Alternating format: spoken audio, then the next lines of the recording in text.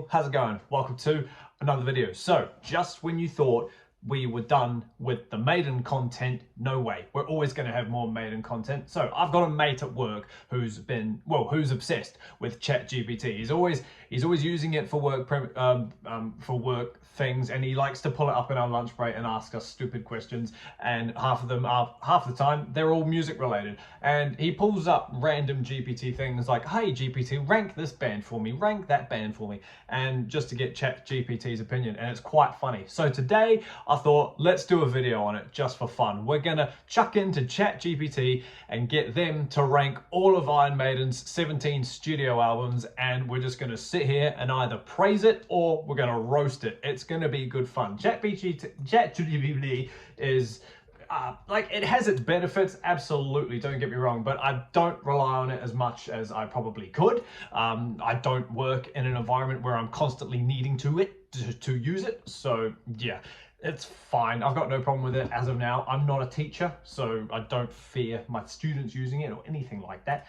But yeah, we're just going to chuck in to ChatGPT, rank all of Iron Maiden's studio albums for me, and we're going to get its opinions up. So yeah, without further ado, if you haven't seen my actual Iron Maiden ranking of studio albums, please go check that out. It's good fun. I'm very opinionated with Maiden, and it's always fun to ruffle feathers. And yeah, let's see how controversial ChatGPT is with Iron Maiden albums. So yeah, let me know down below what your favorites are, what your not favorites, and everything else, and we'll have a good time. So we'll cut to screen share view, and we'll get into it.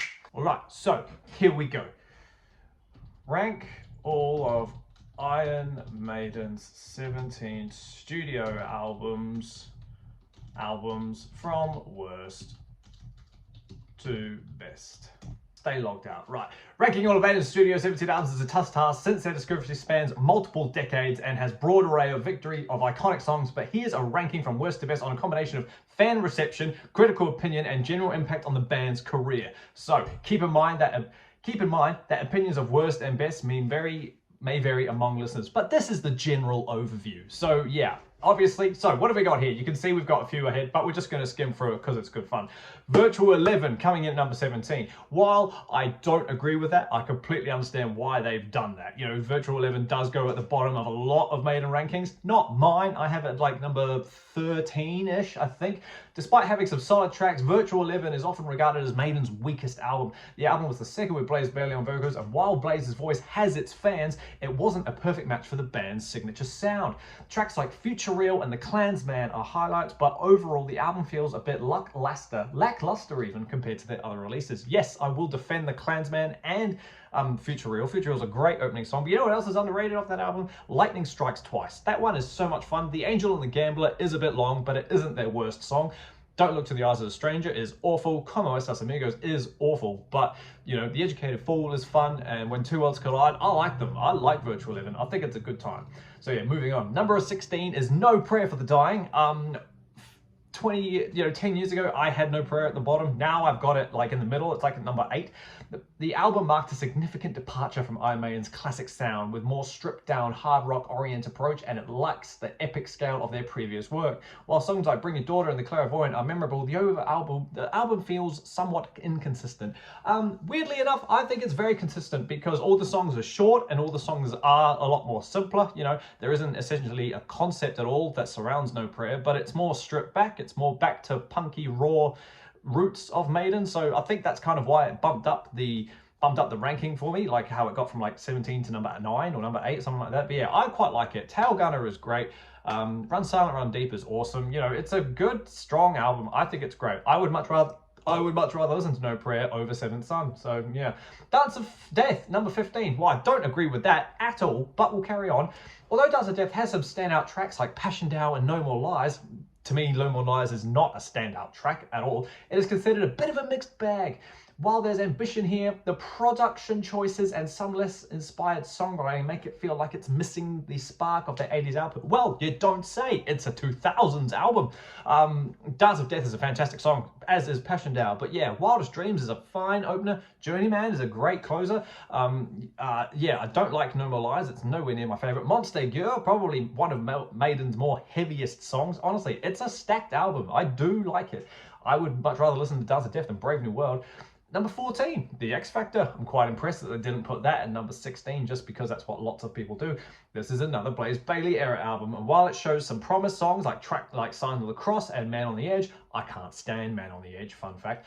The album overall has a darker, more brooding tone that it didn't sit well with all fans. It's still a better album than Virtual 11, but it's not quite as polished or dynamic as their earlier material. Well, what do you expect? It's 1995 at this point. Metal had died. Maiden fitted in with the vibe, you know. They needed a darker, brooding sound. Steve went through a lot during this period, but yeah, Sign of the Cross is obviously one of Maiden's top 5 songs. It's epic. Random ones that I love. Fortune of War is great. The Unbeliever, the last song, is awesome. Blood on the World's Hands, The Aftermath, Look for the Truth. I think it's a stacked album. I think it's really good, and I had it at like number 11. I think, maybe, something like that. But yeah, not 14, but yeah. Number 13, Fear of the Dark from 92. This is my bottom ranked album. I put Fear of the Dark at number 17, to be honest. Although Fear of the Dark contains some Iron Maiden classics like the title track and Be Quick or Be Dead, it doesn't live up to the high standards set as their 80s albums. I'm getting a lot of the same stuff here, ChatGPT. Apparently none of the stuff is up with the 80s. Some songs, such as Chains of Misery and Afraid to Shoot Strangers, didn't resonate as strongly with fans, and it marks the end of an era for a classic lineup. Well, you can't deny that. Yes, it does start the end of an era, but you could say No Prayer did that with the departure of Adrian Smith. Afraid to Shoot Strangers is a fantastic song. Fear of the Dark is incredibly overplayed. While it does go off live, absolutely, but you know, we don't really need to hear it anymore. Be Quick or Be Dead is a great opener. Fear is the Key is fun, and as they said before, Chains of Misery and The Fugitive is fun. Yeah, I don't really like it because it's a lot more standard hard rock Maiden, in my opinion. But yeah. Number 12, The Final Frontier from 2010. I have this one like number 16, 15, I think. A return to form after Dance of Death and A Matter of Life and Death. The Final Frontier has a couple of really strong tracks, including El Dorado and The Talisman. However, the album is a bit long and sometimes drags in places, making it hard for some fans to connect with. Well, it's 21st Century Maiden. If you were listening to The Final Frontier, you've accepted that these guys do long albums now. So if you're going to listen to them, you sign up for that. And you're not even going to mention When the Wild Wind Blows. That's literally a top 3 Iron Maiden song. It's amazing. Yeah, the intro to Satellite 15 could probably not exist, but the song itself is fine. Coming Home is good. I enjoy it. Yeah, Talisman is great. Isle of Avalon's awesome. The Man Who Would Be King. It's a good album, but I just prefer more. So 12 is a bit high, but like, I get why you've middle tiered it, I suppose. Right, here's a big one. Number 11, A Matter of Life and Death. No way. I've got Matter of Life and Death at like number 5, I think. Another solid album. A Matter of Life and Death shows a mature, thoughtful side of Iron Maiden with longer, more intricate songs like The Reincarnation of Benjamin Breen. Why do you choose that one as a description, as an example for longer and intricate? That song's not even 8 minutes long, I don't think. You could have chose For the Greater Good of God or The Legacy, which are both over 9 minutes long. While it's a well-crafted album, it lacks the same immediacy as some of their classic work. Well, it's their best 21st century album, in my opinion, A Matter of Life and Death. I think it's amazing. I'm never bored of that. Literally, more or less every song on there, from Different World, These Colors Don't Run, The Pilgrim, For the Greater Good, The Legacy, Lord of Light. I'm not the biggest fan of Reincarnation of Benjamin Breen, but Out of the Shadows, Brighter Than 1,000 Suns, it's good stuff. Right, number 10, Brave New World. Yeah, nah, I would probably put Brave New World a little bit lower than this, certainly not above A Matter of Life and Death, because I wasn't around to listen to Brave New World when it came out in the year 2000, so I don't have that special spark for it like all the other older fans do, which I totally understand. Coming off Virtual 11 into Brave New World must have been an amazing feeling. The first album with Bruce Dickinson and Adrian Smith back in the band after the Blaze era. Brave New World brought Iron Maiden back to their signature channel with songs like The Wicker Man, Ghost and Navigator stand out, and it marked a strong comeback. While it's a solid album, it's not as revolutionary as their best work. Well, you're never going to compare, you're never going to be able to get back up to where they were, do you know what I mean? But yeah, The Wicker Man is fine, Ghost and Navigator is all good. I'm not a fan of the title track. That might be another reason why I've always got Brave New World quite low. The title track kind of bores me, but Blood Brothers is beautiful, The Mercenary is fun, Dream of Mirrors is a great song, Out of the Silent Planet, The Nomad, The Fallen Angel, it is a good album, but just like, yeah, I totally compare it to Virtual, like, yeah, what a step up that was, and it just must have been amazing to hear it back then. Number 9, Killers. Killers is a great follow-up to their debut with tracks like Wrathchild and Murders in the Rue Morgue. However, it's a bit more raw, less polished than their later albums, which makes sense, and it has a few weaker moments, but overall it's a strong effort that showed the band developing in their style. Well, I do enjoy Killers. I'd probably put it around the same mark, to be honest, like around the 8, 7, 9 area of the countdown. I do enjoy it. I agree with it when it says there are a few weaker moments, like the second half, like what I call those B-side filler songs, like Purgatory and Twilight Zone and all that. But yeah, Wrathchild and Murders, like the title track Killers, Prodigal Son is amazing. Genghis Khan is an awesome instrumental, and so is Ides of March, great opening song. But yeah, great. It's, to me, not a step up from the debut because I love the debut, and I'm a bit upset now that they've put the debut at number 8. If you know me, I chuck the debut above every other Maiden album, so to see this at number 8 just hurts me. The band's self-titled debut album, Iron Maiden, introduced the world to the unique blend of heavy metal with classics like Phantom of the Opera and Running Free. Random. While it doesn't have the production quality of epic storytelling of their later works, it's a groundbreaking album, and you're exactly right. The production is a bit weak and a bit timid. You know, Steve Harris was very unhappy with the production of the first album, and I can totally hear it. If you listen to that and then you listen to like Peace of Mind or Number of the Beast, you can tell, you know, that someone has stepped in. Martin Birch, obviously. But yeah, Phantom is the best song they've ever done, in my opinion. Nothing will ever beat that. Running Free is just a simple, fun chant song, you know, bit of commercial success for them there. But yeah, Prowler, Remember Tomorrow, Sanctuary, if you include the remastered version of it, Charlotte the Harlot, Iron Maiden, the song, Strange World, Transylvania. It's literally a perfect album, in my opinion. It's the band that got me into heavy metal, essentially. So yeah, when people don't put it in the top 5, I'm always a bit, but oh well. Peace of Mind, number 7. Yeah, I'm not the biggest Peace of Mind fan, to be honest. While I like it, you know, it's probably the one of the, well, no, Seventh Son is, but it's one of the 80s albums that I don't listen to the most. And when I do listen to it, I'm just like, oh yeah, okay. With Peace of Mind, Iron Maiden's sound became more refined, and the album contained some of their most enduring songs, like The Trooper and Flight of Icarus. Again, singles we never need to hear again. While not as widely regarded as their peak albums, it is still a fantastic entry in their catalogue. I know a few people who really love Peace of Mind and put it above the others, so people define it as like the defining moment of Iron Maiden, because they had the classic lineup that we all know and love, and you know, so it was really like such a shift. And you hear Where Eagles Dare, which is a fantastic song. Revelations is great.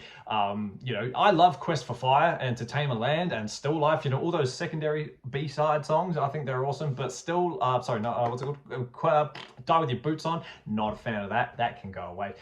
Number 6, Somewhere in Time, too low.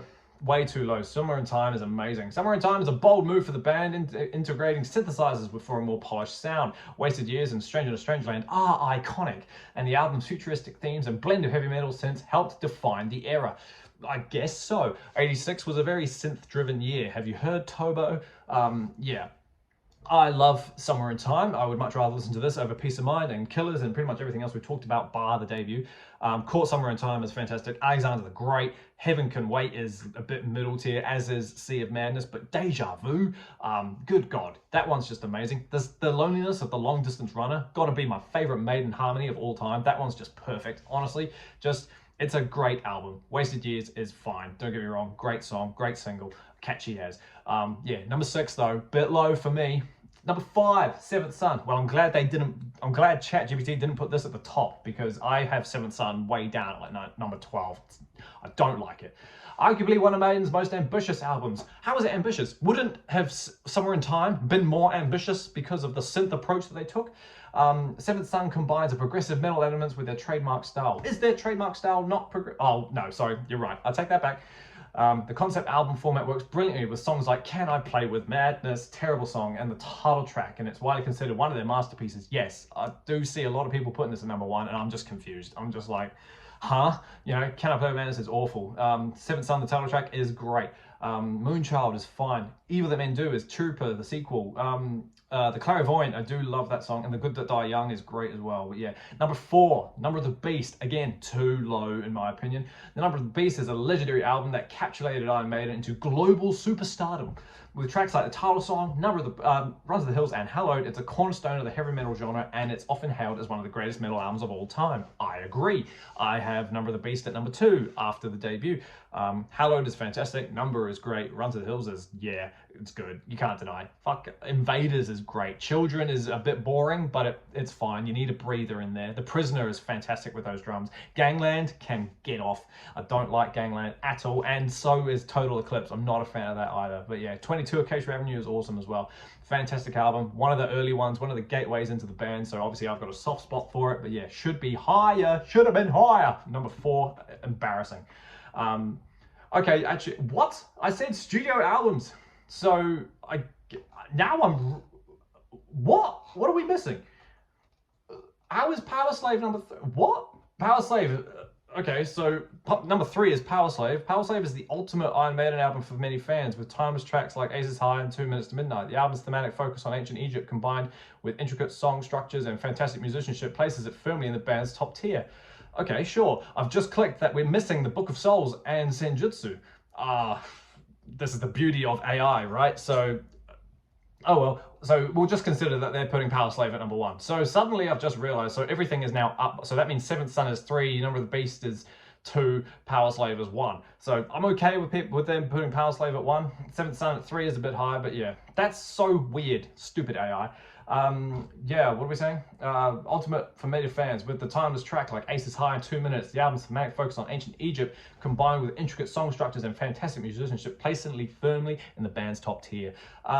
Yes, I can't deny Power Slave is a fantastic song. I have it at number 3, to be honest, just because I heard number first and I was like, yep, Power Slave is fantastic. Ancient Mariner, what more do you want? What more do you need to say? Do you know what I mean? Just everything about it, even Back in the Village and the Duelists and Lost for Words, and Power Slave the song, just honestly great stuff. It's a fantastic album, I can't deny.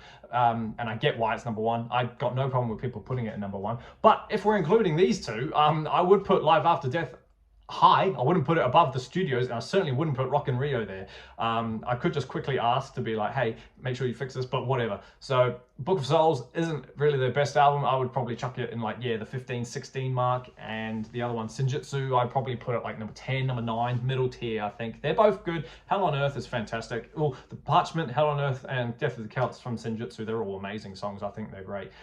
Seeing those ones live was powerful. Book of Souls, yeah, I mean, the only good songs on that are the opening, what's it called? Red and the Black, Empire of the Clouds. You know, they're all fine, don't get me wrong, but just like nothing compared to what we're going on. So yeah, well, that was fun. I hope you guys enjoyed me listening to me ramble, read off a screen. Do you agree with ChatGPT's picks, apart from the last 2 being live albums? You know, is Somewhere in Time deserving of that spot? Should Seventh Son be the top? You know, it's always fun. If this one goes down well, maybe we could do this with other bands and roast AI's interpretations of what they think good music is. But yeah, it was a good time. I miss you guys. I haven't been on here for a while. I've been a bit unmotivated lately, so trying to get back into the swing of it. But that's all good. Keep an eye out for the next video. I've got a controversial one coming of 10 bands that I hate, and then I've also got a ranking coming up, which I'm super excited about to talk about, so that'll be fun. But yeah, keep your eyes open for those. But until that happens, everybody, stay inside, stay safe, jam some Maiden, and I'll see you all in the next video. See you later.